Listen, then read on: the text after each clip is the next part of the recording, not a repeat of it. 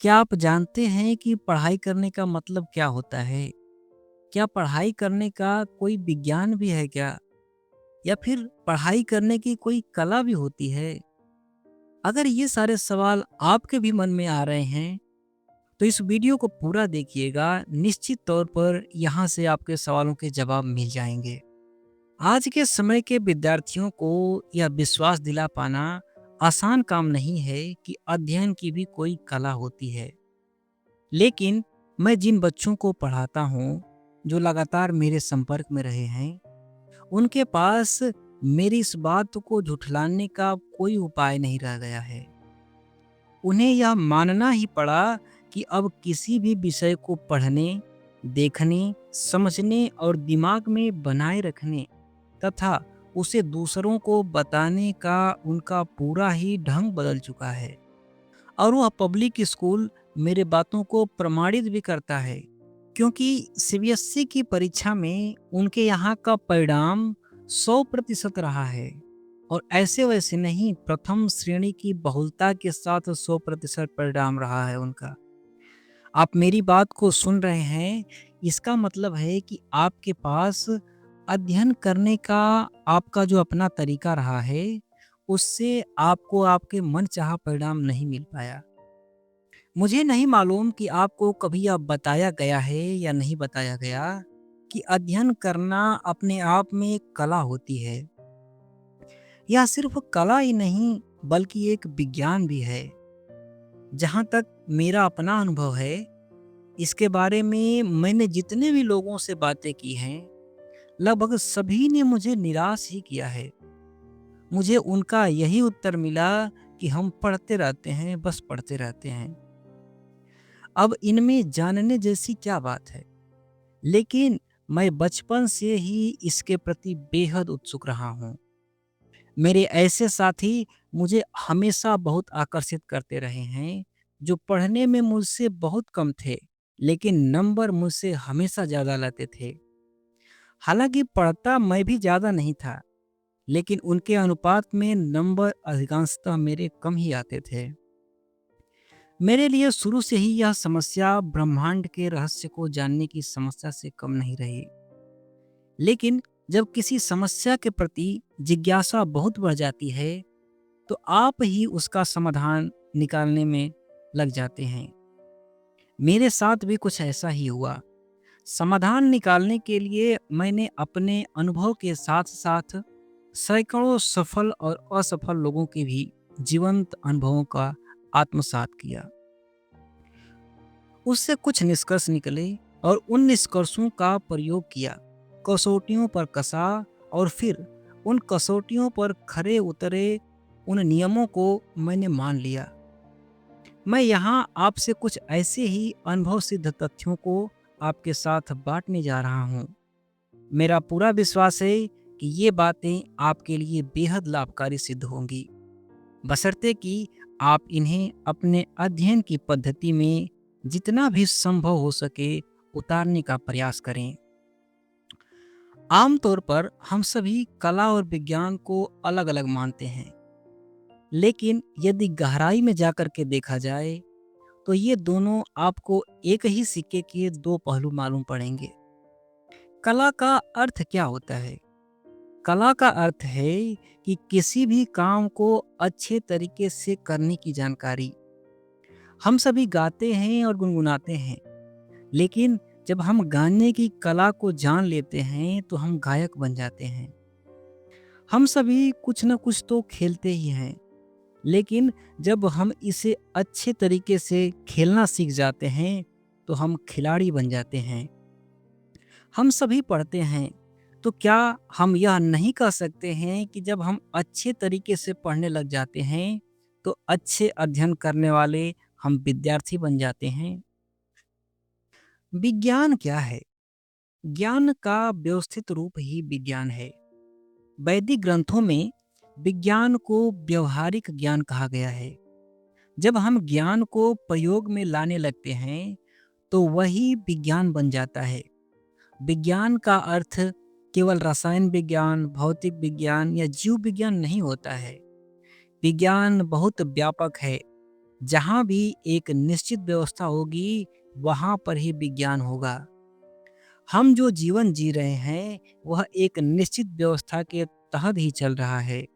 सांस का आना-जाना, भूख लगना, सोना, ये सब कुछ एक व्यवस्थित तरीके से होता जा रहा है। जैसे ही यह व्यवस्था भंग होगी, वैसे ही हमारा जीवन टूट जाएगा। प्रकृति में और हमारे जीवन में जितनी भी घटनाएं हो रही हैं, वे सभी एक निश्चित वैज्ञानिक नियम के तहत हो रही हैं।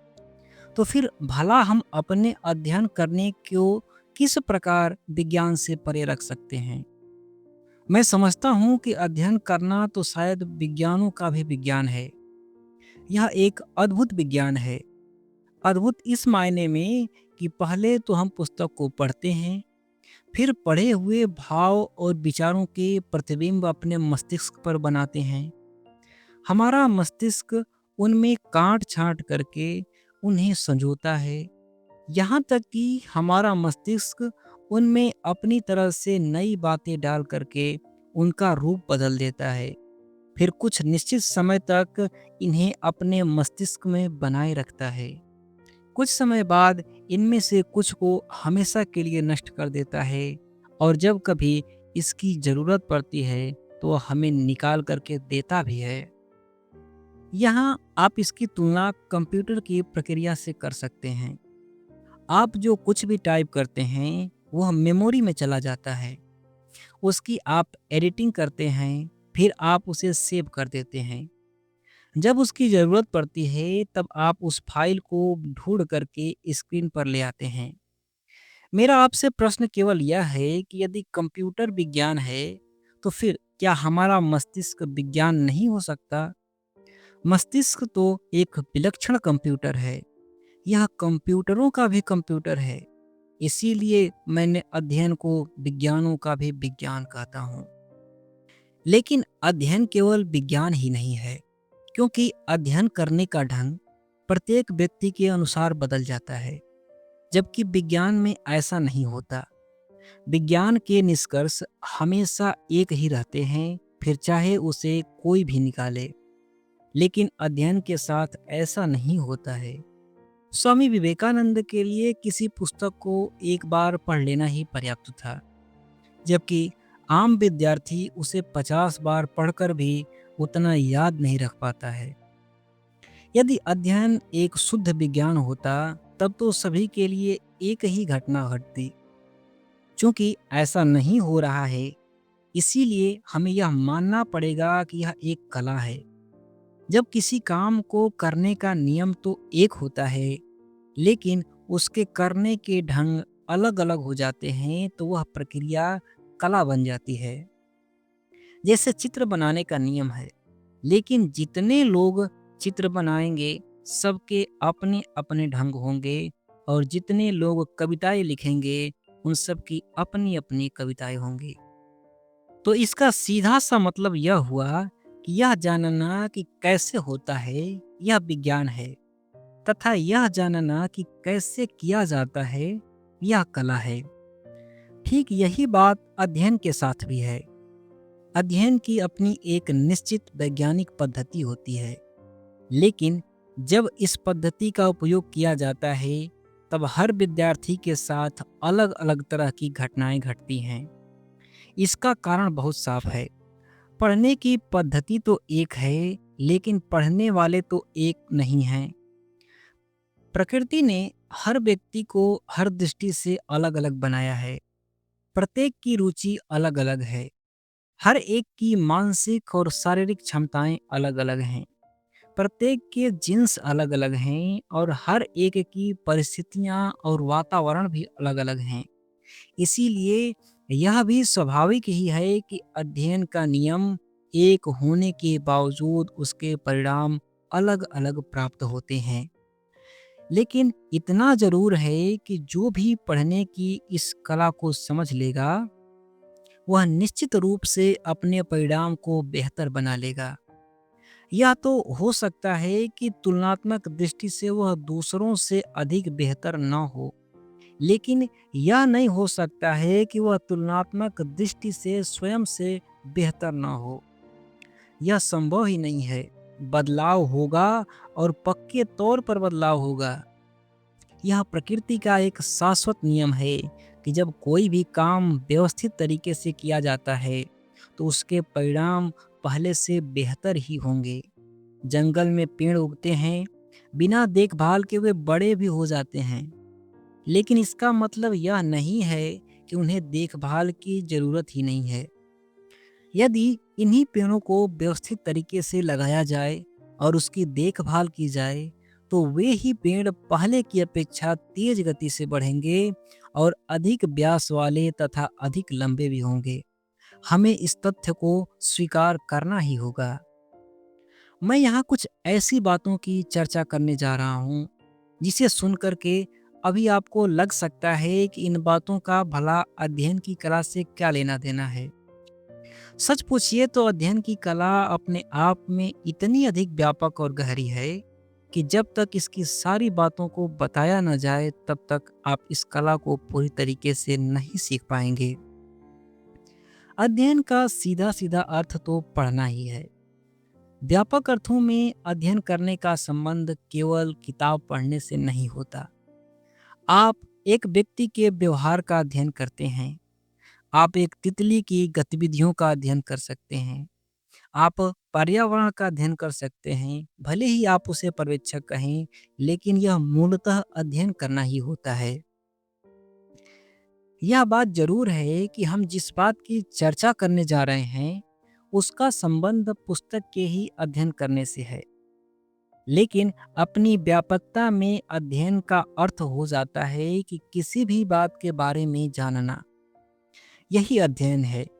यह बात अलग है कि हम उसे देख करके जान रहे हैं या पुस्तक के माध्यम से जान रहे हैं या उसे सुन करके हम जान रहे हैं। इस दृष्टि से अगर आप सोचेंगे तो पाएंगे कि आप हर समय अध्ययन कर रहे हैं, चाहे यह अध्ययन आपका कान से हो रहा है सुन करके या फिर आंखों से हो रहा हो देख करके। इस प्रकार हमारे अध्ययन करने में जो भी तरीके हमारी मदद करते हैं वो कुछ इस प्रकार हैं, जैसे कि देखना, सुनना, पढ़ना, सीखना, सोचना, समझना, लिखना और बोलना। ये सारे हमारे अध्ययन के तरीके हैं।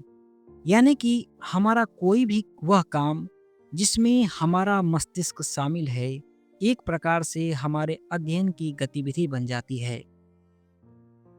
मैं समझता हूँ कि प्रत्येक व्यक्ति को और विशेष करके विद्यार्थियों को अध्ययन को इस व्यापक अर्थ में लेना चाहिए कि वह हर पल कुछ न कुछ सीख रहा है। मैं ऐसा क्यों कह रहा हूँ, इसे आप आगे आने वाली वीडियो में और अच्छी तरीके से समझ पाएंगे। यहाँ इतना ही बताना पर्याप्त होगा कि पढ़ने के दौरान जब हमारा मस्तिष्क किसी भी बात को ग्रहण करता है तो उसके ग्रहण करने की क्षमता इस बात पर निर्भर करती है कि आपने अपने मस्तिष्क को किस तरीके का बना रखा है। यदि आपके पास अनुभवों का दायरा बहुत है तब आप पाएंगे कि आपके मस्तिष्क के ग्रहण करने की क्षमता भी बढ़ गई है। निश्चित रूप से यह अनुभव जीवन का अनुभव होता है, पुस्तकीय अनुभव नहीं। और जीवन के अनुभव देखने, सुनने, सोचने, समझने और बात व्यवहार करने से आते हैं। अधिकांश लोग इन बातों की उपेक्षा कर देते हैं। उनके लिए केवल पुस्तक पढ़ना ही सच्चा अध्ययन करना है। ऐसे पढ़ाकू किस्म के विद्यार्थी अपनी स्कूली पढ़ाई में भले ही सफल हो जाते हैं, लेकिन जब उन्हें जीवन के मैदान में आना पड़ता है तब वे अपने को पूरी तरीके से अनफिट पाते हैं। ऐसे लोगों का असफल होना पक्का होता है। वे सोचते हैं कि मैं पढ़ने में इतना तेज था, लेकिन जिंदगी के इस मैदान में इतना असफल सिद्ध क्यों हो रहा हूँ। उनके इस असफलता का बहुत सीधा सा उत्तर यह है कि उन्होंने अपने अध्ययन को केवल पुस्तक ही सीमित कर दिया। मुझसे 2 साल वरिष्ठ विज्ञान की एक विद्यार्थी थी जो अपनी किसी भी परीक्षा में कभी भी द्वितीय स्थान पर नहीं आई। लगता था कि प्रथम स्थान उनके लिए ही आरक्षित है, लेकिन वे अब एक हायर सेकेंडरी स्कूल में पढ़ा रही हैं। क्यों? शायद उत्तर आपको मालूम हो गया होगा। इसीलिए मेरा आपसे पहला अनुरोध यही है कि आप अध्ययन को विस्तृत अर्थों में लें। हम अध्ययन का मुख्य उद्देश्य कुछ सीखने तक ही समझते हैं, जबकि यह यहीं तक सीमित नहीं है। अध्ययन करने के पीछे कई कारण हो सकते हैं। यहाँ तक कि जब एक ही पुस्तक को अलग-अलग व्यक्ति पढ़ते हैं, तब उनके पढ़ने के उद्देश्य अलग-अलग हो सकते हैं। वस्तुतः हम किसी पुस्तक को कैसे पढ़ें या किसका अध्ययन कैसे करें, यह बहुत कुछ इस बात पर निर्भर करता है कि उस पुस्तक को पढ़ने या उसके अध्ययन करने के पीछे हमारा उद्देश्य क्या है। उदाहरण के लिए, आप हिंदी साहित्य के विद्यार्थी हैं और प्रेमचंद का उपन्यास गोदान पढ़ रहे हैं। इस उपन्यास की प्रशंसा सुनकर के आपके पड़ोसी ने भी उस उपन्यास को पढ़ा, जो कि हिंदी साहित्य का विद्यार्थी नहीं है। आपने इसे इसलिए पढ़ा क्योंकि यह आपके विश्वविद्यालय के पाठ्यक्रम में शामिल है। निश्चित रूप से आप इस उपन्यास को उपन्यास की तरह नहीं, बल्कि एक किताब की तरह ही पढ़ेंगे। आप उसे समीक्षात्मक ढंग से समझेंगे और महत्वपूर्ण बातों को याद करेंगे, जबकि आपके पड़ोसी को इस तरह पढ़ने की जरूरत नहीं है।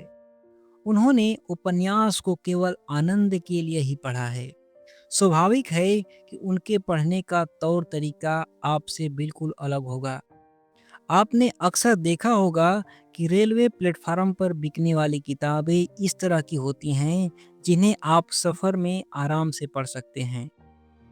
ये किताबें आपके लिए अलग से स्टडी रूम की मांग नहीं करती हैं। एक सामान्य दर्शक कोई फिल्म देखता है, और जब उसी फिल्म को एक फिल्म समीक्षक देखता है, तो दोनों के देखने में जमीन आसमान का अंतर होता है।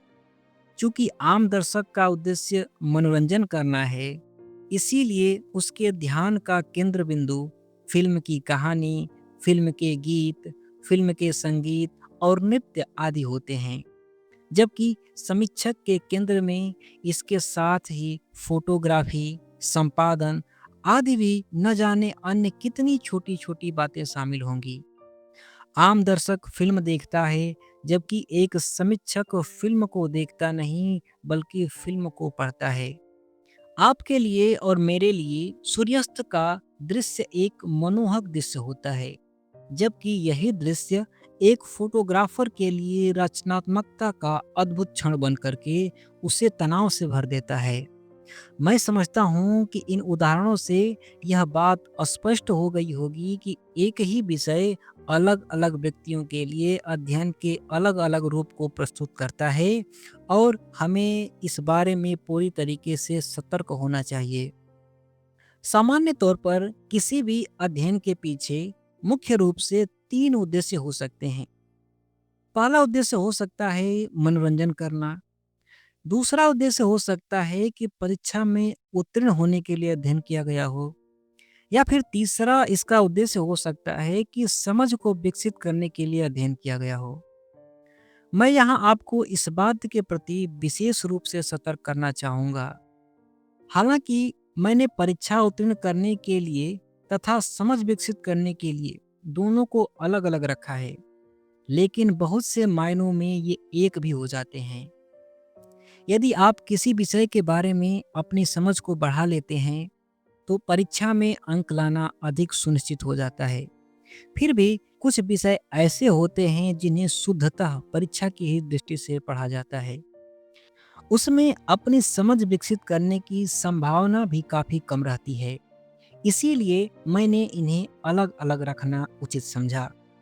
समझ विकसित करने के लिए पढ़ने वाले पाठक वे होते हैं जिन्हें किसी तरह की कोई परीक्षा नहीं देनी होती है।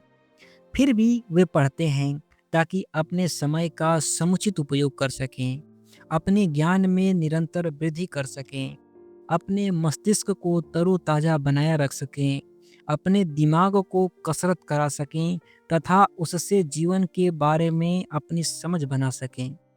इसमें आम पाठक के साथ साथ पूरा बुद्धिजीवी वर्ग आ जाता है। लेकिन अध्ययन की कला के अंतर्गत मैं जिन तकनीकी की चर्चा करने जा रहा हूँ, उसका संबंध विशेष रूप से विद्यार्थियों से है। लेकिन इसका अर्थ यह नहीं है कि यह तकनीक अन्य पाठकों के लिए अर्थहीन है। अध्ययन का वैज्ञानिक तरीका क्या है? किस तरीके से आप अपने अध्ययन को प्रभावी बना सकते हैं? इसके बारे में हमने अगले वीडियो में बात किया है और उसका लिंक आपको डिस्क्रिप्शन बॉक्स में मिल जाएगा। वहाँ से आप देख सकते हैं या फिर अध्ययन की कला नामक प्लेलिस्ट से भी जा कर के इसको देख सकते हैं। इस वीडियो में आपको क्या सबसे महत्वपूर्ण बात लगी जो कि आप सीखना चाहेंगे, उसे आप कमेंट बॉक्स में ज़रूर बताएं।